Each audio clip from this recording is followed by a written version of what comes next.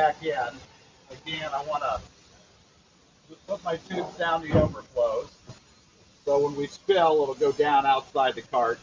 When I reconnect my tubing, you know, we don't got to be Hulk Hogan here. There's no pressure. This isn't a pressurized system. So I just want to get the nut started and put on there. Sometimes a pain.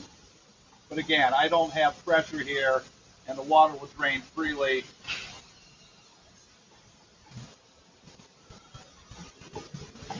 Ah, there we go. Okay. Again, just tighten up. You don't need to tighten it very much at all. It'll flow right down.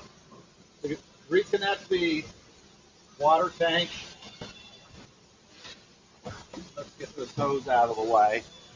Let me point out one thing. This is a Rheem hot water heater in the back, a round one. You may have a white Ariston hot water heater. The difference, besides being a couple of $100 more for the Rheem, this is specifically required by counties in California. The Ariston is approved most other counties. I've only had California require us to use the Rheem hot water heater. These carts are going to California.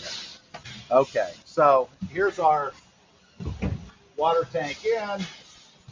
Again, put my overflow tube down there, and I just push these in. This is my pump switch. This is my pump switch, and we're ready to go. Let's get a plug.